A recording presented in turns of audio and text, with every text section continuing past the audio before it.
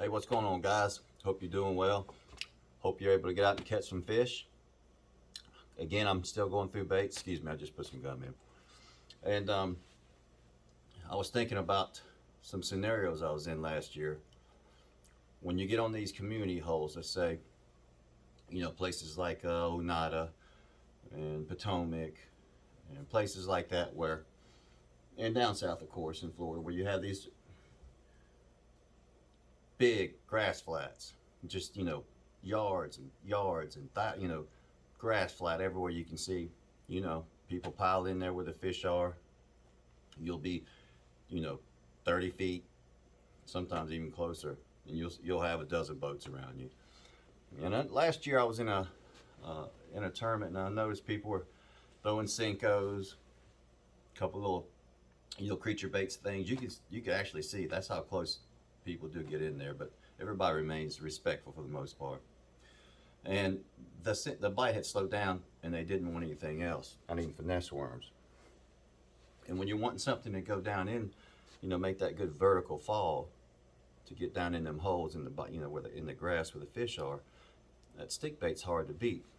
This bait right here from Depths, bull slender, something you should consider next time when the bite slows down on the Senkos or the stick with whatever you're throwing, generals. You pick up this bad boy right here, and of course in dirtier water, throw your little chartreuse on the tail. Peg it just like you would, put your half, 3/8, however you're fishing, however deep, however dense the cover is. Pitch just like you do a Senko. And this will get you a few extra bites, guys. I don't know if you're familiar with these Depths bull slenders. You can see the tail. It gives off a nice little bit of vibration, but it's still non-evasive, if you will. It's not too aggressive. This in there, everybody else is throwing Senkos. It'll get you some more bites, guys. That's the juice right there. Some guys know about it, some don't. Just like I don't know everything. You learn from each other. And of course, guys, Depths, cover scat, heavy poop fish arrow, crawfish imitators. Crawfish imitators, when they are frightened or on the go, and when they fold up and start backing up. I actually cut the claws on that one. They come sealed. After a bait like this, maybe it slows down. This is resembling more of a bait fish than it is, crawls. But still, maybe it'll slow down something that size. You can pick up a bait like this and clean up with one or two more. It's just something different action, different food source. It's right here, guys. Will definitely come into your aid when the typical bite on the stick baits fails. But this one, don't forget this bull slender. Check it out, guys. Of course, Japan Import Tackle. I think even Tackle Warehouse. All the shops here in the States, you can get them. Now, let's say you are on a dock pattern. Let's say everybody is doing the usual. We're skipping jigs. We're pitching soft plastics. They're seeing creature baits and jigs with crawls. They're seeing, they're seeing all kind of baits, stick worms, you name it. You can come behind them. Now, this will work in grass, okay? It'll work anywhere. But when you have a target, where you have an ambush spot where you can see, yeah, he's probably, if it's behind that dock pole, then this bait right here can smack them, guys. This is a hurry slide from bottom up. This is not your typical crawfish bait, okay? And what I need to do is and I've got some footage.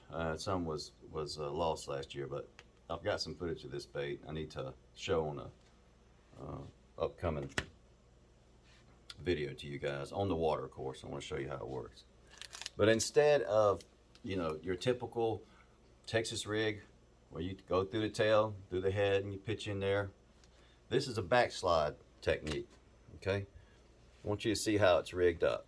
I'm hoping the light is showing on this. But you can see the crawl, okay? But notice where the hook is. See where the weight is? You actually tie on to right here. You tie on to there, okay? You actually don't need the hook, the weight. There are models that are heavy enough to just go on their own, but the weight to get it down there a little bit quicker. As you can see, and what you do is, it looks like for all they know, something else is chasing this thing, so it's backing up, it's backing up to them. And you can actually, when you pitch this in, it floats in backwards.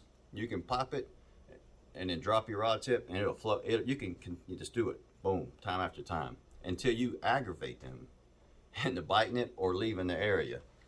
This is a very good option, guys, for a dock pattern, for a lay down pattern, patterns where you see visible cover.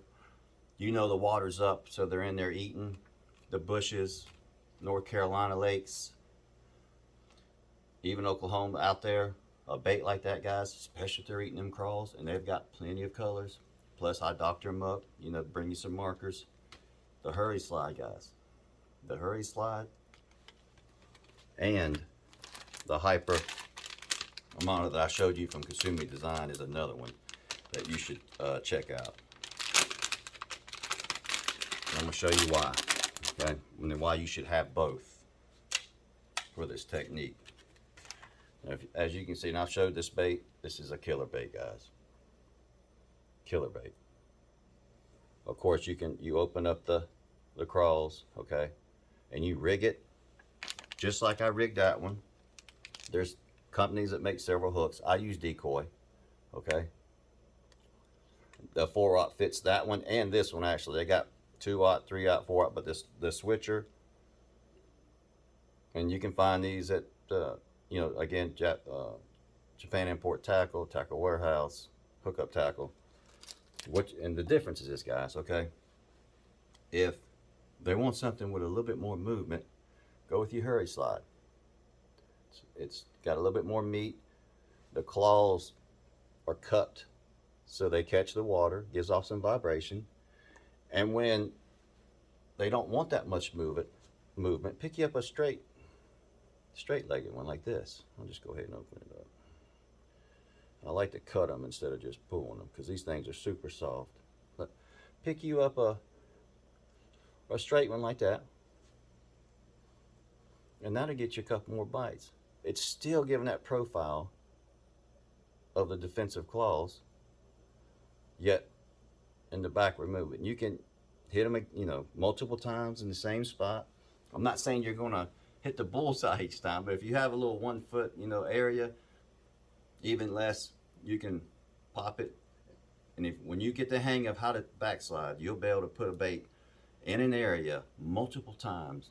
And a lot of times it takes that to get them fish aggravated enough to bite, especially this time of year. So the Hurry Slide and the Hyper Amana, guys, are must-haves. If you put them with these depths, get you some of these bull slenders. They got all kinds of colors, guys. I was going to show them to you, but you get the idea. Depths. Get you some bull slenders. Don't even throw your stick baits. Go out a couple of times. Throw your bull slender like you would anywhere in a stick bait. Get the feel for it and how they like it moved and how to work it, guys. That'll be another great tool in your box, believe me. And of course, the backslide. That's going to take that takes a little time, believe me. First when I started, it stunk. It takes a little practice, just like anything. But once you're able to, once you're able to pitch it, and once you're able to skip it and kill it on the right kind of gear, and we'll go over that in the future video, and let that thing glide down like behind the back post in the dock where the walkway is. Oh man, they love it, guys. They never see it. They never see that. They see bait after bait coming in the same way. Bait like that gliding down to them. Yes, sir. Especially in like a multi-day tournament or high pressure situations. And the tackle is the same you would use. Even with a heavy poop, the cover scat, get you a good medium heavy rod. That's all you need. 7 foot medium heavy, and you can do this back gliding. You can use them depths. You can catch some more fish, guys. And let me know when you do get some. You get out and you fish them. Let me know how you do with them. What your thoughts are on them. Anyway, guys, thanks again for watching these little short bait videos. Hopefully soon we'll be on the water, be able to show you some stuff out there. God bless and tight lines, my friends.